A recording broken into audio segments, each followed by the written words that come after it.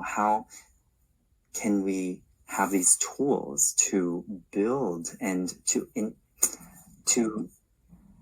deepen and strengthen, our flavor of ourselves, so that we can always put our best foot forward, put our best shoulder forward, that we can create this experience, not only, as an outward expression, of sensuality, but an inner taste of power and groundedness, self-possession, that we can ground ourselves with,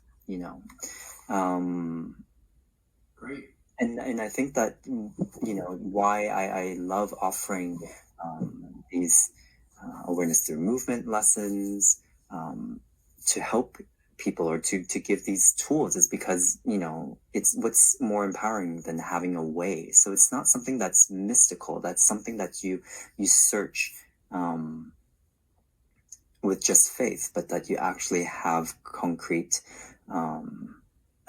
methodology, systematic, so that we can try different things and then be like, okay, the next time I want to feel powerful, I want to feel more beautiful, more attractive to myself, that I have the means to do so. So I think that,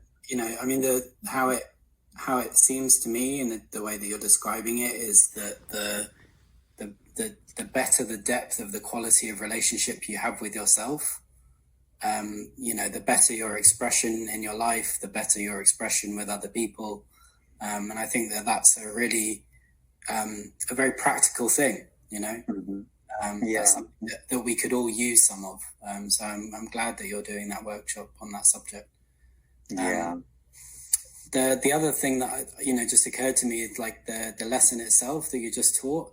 For me, those kind of lessons make me feel very kind of animal in some sense. Like it's like tapping in with our sort of like, older biology, the skeletal movement, locomotion, all of those kind of things. And like, I think it's like, that's a really nice feeling as well. And I don't know if that somehow ties in, that we are animals, like we do have that aspect in ourselves.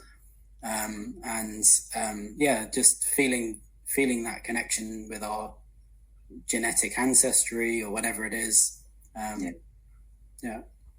Well, I'm just really happy that we have a moment to speak together after the lesson, that I don't have to sign off myself, because actually what you just reminded me of, speaking about, this feeling like an animal, feeling our biology. Like, again, it's this power that we have already inherent within us, and we just have to find the way to access this. But beyond animals, what you're helping me come to is how getting to know ourselves better, and how we can improve the ingredients, of living, of what we do, which is movement. How deepening that also expands the imagination, that world that we are. And I'm saying this because I have, I just told you before we started that I am hooked on this this TV show called Lucifer, and then you see them with these huge wings, beautiful wings, so expansive, and that's also what I'm starting to feel after a lesson like this, and how we just need to learn to open our wings, and how that can, it's something that sometimes feels beyond ourselves, but it is also ourselves. So for me, like, how does just getting to know yourself better, and those your movement possibilities, your possibilities for a better living experience, how does that just create more dimension in the imagination of who you are, who you can be, what you can do, and maybe be, a helping hand, an angel to someone else.